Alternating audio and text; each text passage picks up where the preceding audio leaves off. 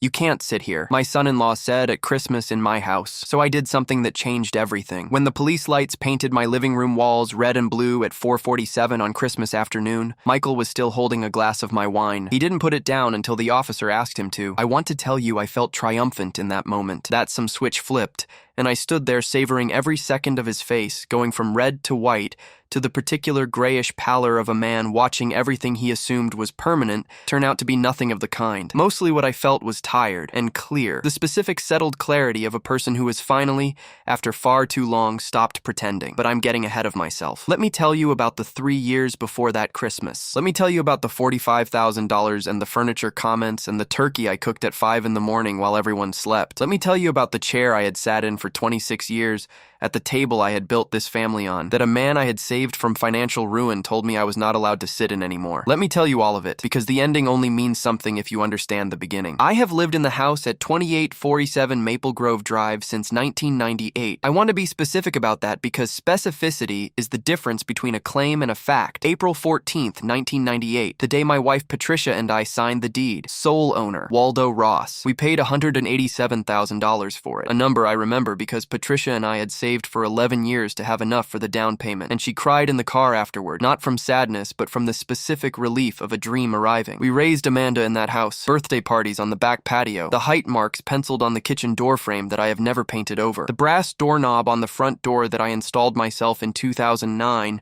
which is an oddly specific detail, but which matters to this story because of the particular feeling of your hand on a thing you put there yourself. Patricia died in 2017. Breast cancer, diagnosed in March, gone by November. I will not elaborate on this because it is not what this story is about, and because some things do not belong in a story. They belong somewhere else entirely, somewhere private. What I will say is that after she was gone, the house became very quiet, and Amanda started calling more, and that felt like something. Amanda is my daughter, 34 years old at the time this story begins. Bright, with her mother's laugh and her mother's tendency to go quiet when something is wrong instead of saying so. She had been with Michael for 4 years when they married. I had reservations I filed under my daughter's choice, not mine, and left there. He was charming in the practiced way of someone who has learned that charm is a tool. Quick with compliments. Good at first impressions. The kind of person who always makes sure the right people see the right things. I told myself he loves her. That's the important thing. That was my first mistake, not the last. 3 years before Christmas, Michael called me on a Thursday evening. His voice had the stripped-down quality of someone who has run out of performances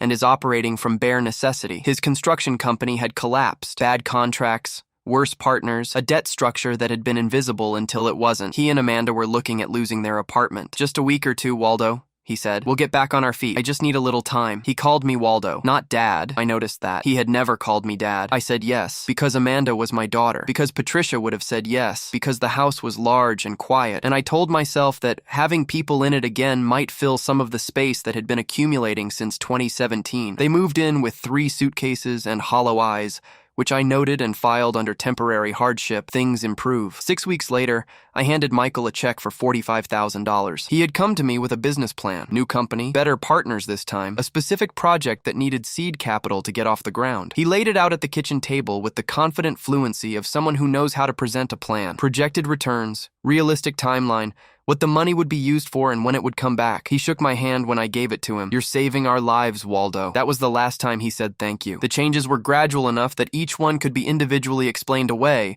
which is how this kind of thing works. You don't notice the water rising until you're already wet. 6 months in, Michael started making comments about the furniture. "Very dated, Waldo. Our friends are coming over this weekend." Casual, almost offhand, the tone of someone making an observation rather than a criticism. "Our friends." I noticed that. "Our friends. Our house. Already." I didn't say anything. I told myself it was an adjustment period, that people who have lost control of their own situation sometimes extend themselves into the nearest available space as a way of recovering footing. I was being understanding. I was being a doormat. I didn't know the difference yet. By year 2, the furniture comments had expanded into territory more difficult to rationalize. The way Michael gave household instructions to the woman who came to clean, a woman I had employed for 6 years who knew where everything went without mentioning it to me. The way he answered the door when contractors arrived as though he were the point of contact. The way he signed for packages, small things, individually, each one small. Then I overheard Amanda on the phone one afternoon. She was in the back hallway and I was in the study, and I wasn't trying to listen, but the walls in the house I've owned for 26 years are not thick. Yeah, we're stuck living with my dad. It's suffocating. I sat at my desk for a while after that. I kept cooking, kept paying the utilities.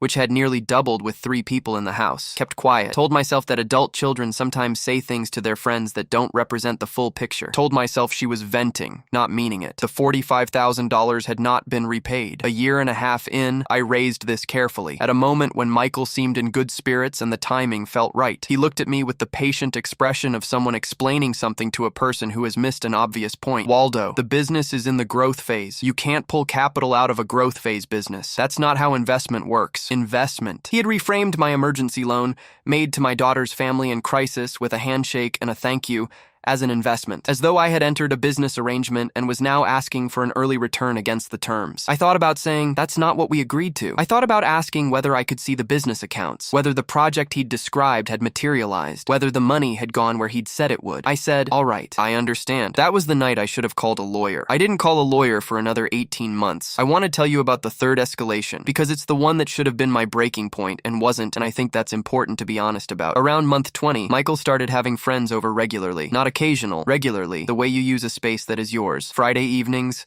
sometimes Saturday afternoons. His friends from the industry, various business associates I didn't know, people who arrived and shook Michael's hand in my entryway while I stood in the kitchen or the hallway or the study trying to determine where in my own house I was appropriate. At one of these gatherings, I heard Michael tell a man named Jason, a contractor apparently, who had worked with Michael's new company, that the house was the family place, not my father-in-law's house. Not we're staying with Amanda's dad, the family place. Like it was a generational asset he was simply managing. I went back to the study. I sat at my desk. I opened the second drawer of my filing cabinet, which is where I keep the property documents, and I took out the deed and I looked at it. April 14th, 1998. Sole owner, Waldo Ross. I put it back. I told myself, confronting this directly will cause a fight, and the fight will hurt Amanda, and Amanda is already calling me suffocating. That was the logic that kept me quiet for another 8 months. Looking back, I understand that I was not being patient or strategic. I was being afraid. Afraid of my daughter's silence. Afraid of the distance between us that had opened since Michael arrived.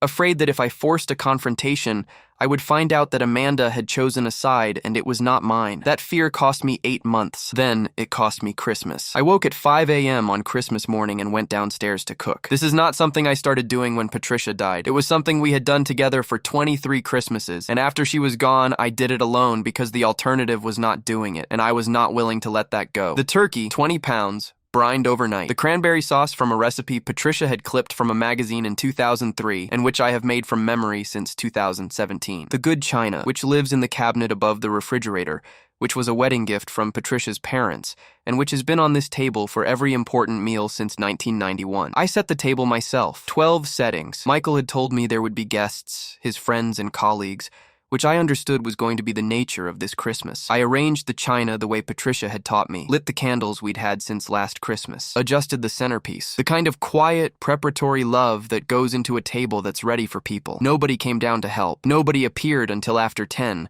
when the smell of the turkey had been filling the house for 5 hours. Nobody said good morning. I told myself, they're sleeping in. It's Christmas. Michael's guests arrived at 3 o'clock. 8 people, including Jason and his wife, 2 couples I didn't recognize, and a man Michael introduced as his new business partner, Derek. Michael played host in my entryway, his entryway, to hear the warmth in his voice, the ease of a man welcoming people into his own home. I stepped forward from the kitchen doorway to introduce myself, the way you do when you are the owner of a house and guests have arrived. Michael put his arm around Jason's shoulder and steered him into the living room with a smooth, practiced pivot. That's just Amanda's dad, I heard him say, low but not low enough. He's staying with us for the holidays. Staying with us. I stood in the kitchen doorway and absorbed that. Staying with us. In my house. At Christmas, after 5 hours of cooking that morning. I carried the turkey out to the table myself, on the good serving platter Patricia had picked out at an estate sale in 2006. I set it at the head of the table. I stood back. Mike, this is incredible, Jason said. He had the authentic enthusiasm of someone who actually meant it. The turkey was good.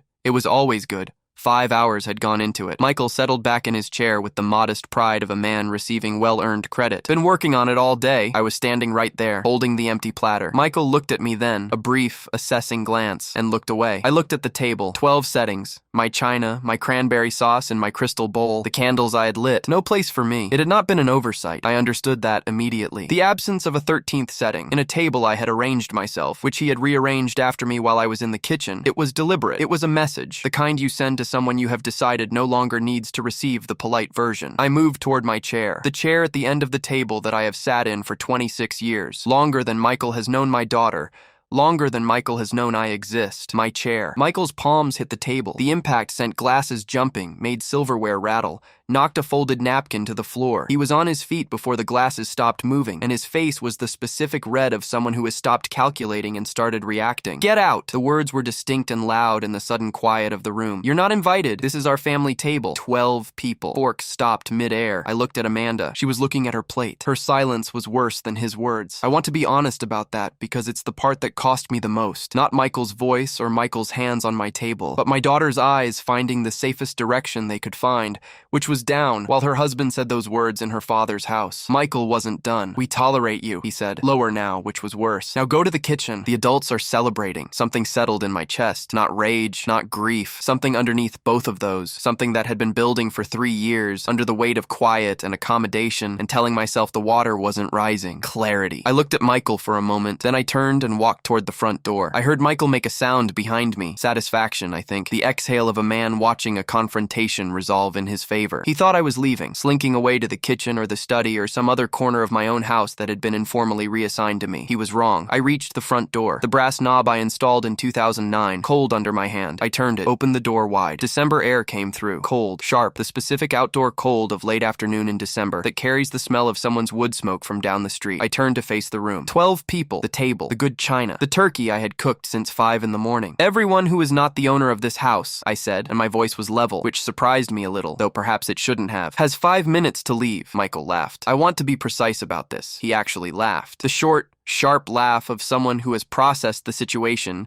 and determined it to be absurd. "You're joking." He looked around the table for confirmation of his read, the way people do when they're performing certainty. But the guests were already moving. Jason's wife reached for her coat first. Then Jason, with the particular speed of a man who has correctly assessed a situation and wants to be on the right side of it. 2 of the other couples were on their feet within 30 seconds. "Man, we should probably go," Jason muttered. He wasn't looking at Michael. "Sit down," Michael said, commanding, the voice that works in business meetings. "He's bluffing. He's not going to—" They were already at the door. Within 90 seconds, I counted. Every single guest was gone. Coats on, Merry Christmases abandoned, out into the December afternoon. They had made a choice. When it came to it, when the moment was clear and required an actual decision, they had chosen the homeowner. The door closed. Now it was just us. Michael, Amanda, his mother Jenny, who had been so quiet in the corner, I had almost forgotten she was there, and me, the turkey on the table, the good china, the cranberry sauce. Michael's confidence cracked. Not broke, cracked, along lines I suspected had been forming for a while. "You can't kick us out," he said. "We have rights. We've been here for 3 years. You can't just—" I took out my phone. I want to describe what happened to his face when he saw that. The specific, rapid transit journey from red to white, like someone had pulled a drain. I had thought, coming toward this moment, that seeing his fear might feel like something. Mostly, it just felt like information. My thumb moved slowly. 911. "You wouldn't," he said. The whisper of someone who has suddenly understood that the person in front of them is not who they thought. I lifted the phone. 911, what's your emergency? There are people in my home refusing to leave after being asked to do so. The address is 2847 Maple Grove Drive. Michael laughed again, an ugly, off-balance sound. The laugh of someone whose script has run out. The old man's lost his mind, calling the cops on his own family. "Are you serious right now? Officers are being dispatched." 12 minutes. The call ended. The click was very loud. Amanda screamed. Not at me. I want to be clear about that.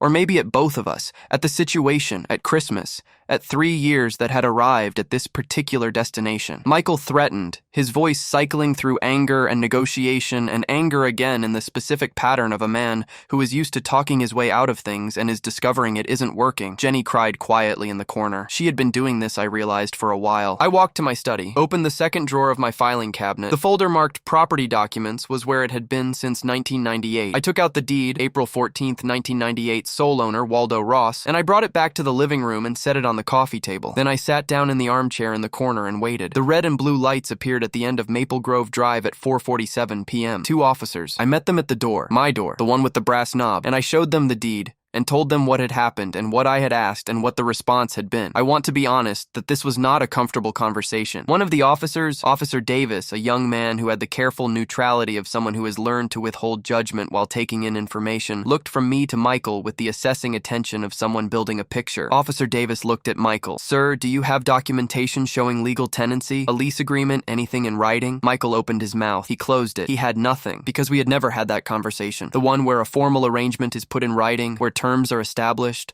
where rights and obligations are documented. We had never had it because Michael had not wanted to have it, and I had not pushed for it, and 3 years had passed in that gap. Sir, the officer's voice was not unkind. If you don't have documentation of legal tenancy, you're considered a guest in this home. The owner has asked you to leave. This is my family, Michael said. Sir, my wife lives here.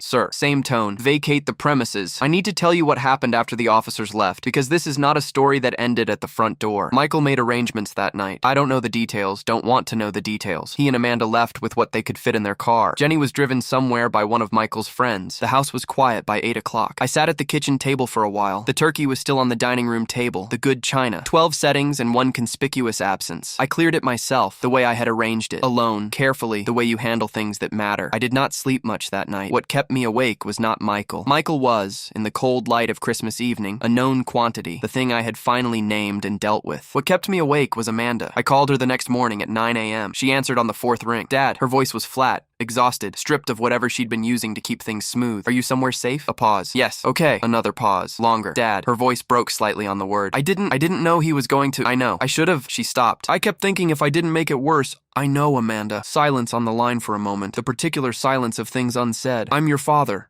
I said. That doesn't change because of anything that happened. That doesn't change. I heard her breath catch. We'll talk, I said. Not today, but we'll talk. We talked eventually over a series of conversations across the following weeks that I will not recount in full because they belong to us and not to this story. What I will tell you is that my daughter had known for longer than I'd suspected that something was wrong with how Michael operated, with how he'd reshaped the house, with the $45,000 that had never been repaid, with the way she'd found herself, over 3 years, defending him to herself using his language about me. She had been in it. That's the word she used in one of our later conversations. I was in it. I couldn't see the edges. I called my attorney, David Okafor, 11 years in family and property law, the week after Christmas. Not to pursue legal action initially, just to understand what I had, what I was owed, what options looked like. The picture David assembled over the following weeks was illuminating. The $45,000 given without a formal loan agreement, which David was careful not to immediately flag as a problem, but which was clearly going to complicate recovery, was nonetheless documentable through bank records, the business proposal Michael had presented,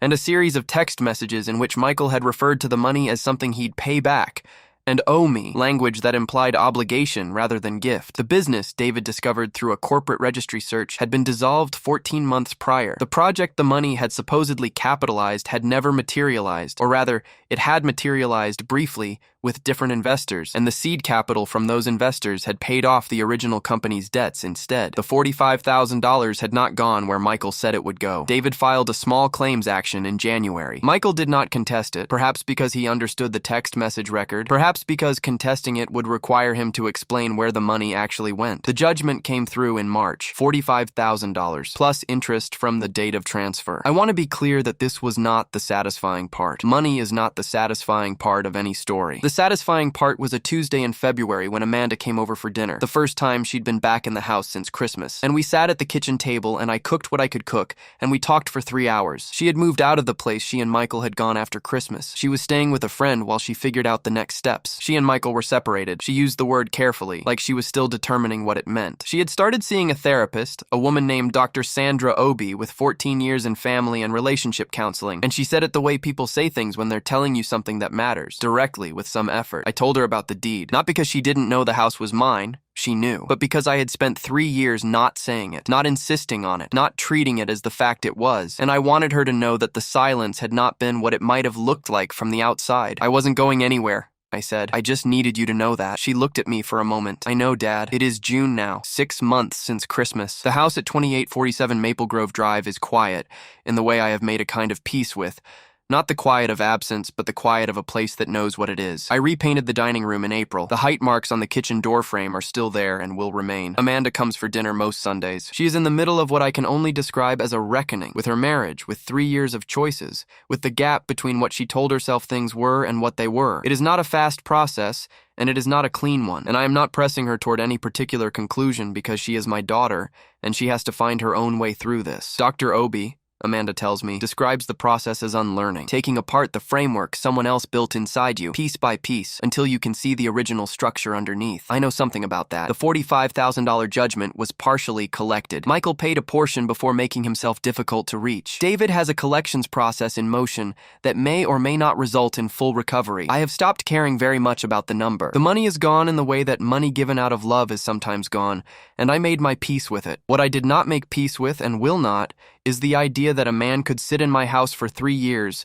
eat my food and use my electricity and sleep under my roof and accept my loan, and stand at my table and tell me I was not invited. I made peace with a lot of things in those 3 years in the name of keeping the peace. That one I put back. Michael hissed at me as he passed through my front door, bags in hand, police lights painting the neighbors' windows. "You'll regret this, old man." I watched him walk down the path toward the street, down the path I had laid in 2004, past the garden Patricia had planted in 2012, toward the street where our daughter had learned to ride a bike. "I regret many things, Michael," I said. I put my hand on the brass knob. "This isn't one of them." I closed the door. I went back to the kitchen. I made myself a plate from the turkey I had cooked at 5 in the morning, and I sat down at my table in my chair, and I ate my Christmas dinner alone, and it was the best meal I had eaten in 3 years.